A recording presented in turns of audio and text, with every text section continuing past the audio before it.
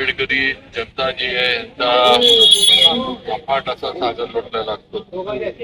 ज्यांनी अखंडता, एकता आणि सर्वांना एका ह्याच्यामध्ये अधिकार त्या महामानवाचा महापरिनिर्वाण मी माझ्या वतीनं आणि आपल्या सर्वांच्या वतीनं, सातारा जावळी सगळ्यांच्या वतीनं भारतरत्न डॉक्टर बाबासाहेब आंबेडकरांच्या स्मृतीस अभिवादन करतो.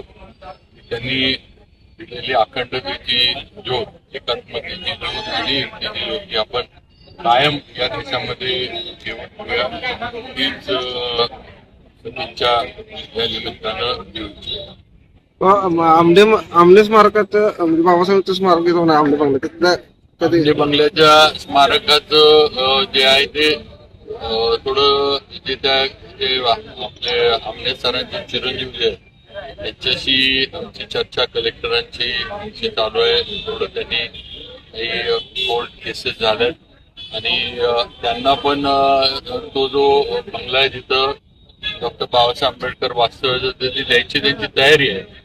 तर त्यांचं नीट त्यांना त्यांचं जे काही शासनाकडनं मोबदला जो आहे तो नीटनेटका मिळावा अशी आमनेंची एक अपेक्षा आहे आणि मला वाटतं त्यांची अपेक्षा काही चुकीची नाही.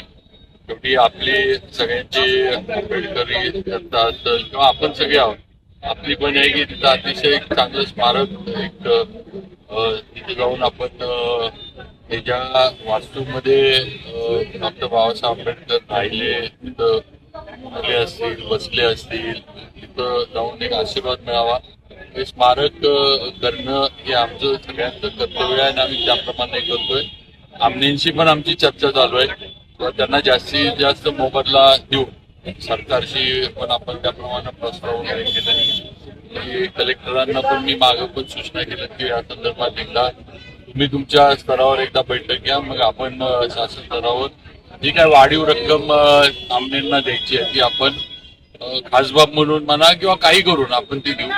या अर्थानं ते स्मारक जे आहे ते आपल्याला पूर्ण करतो.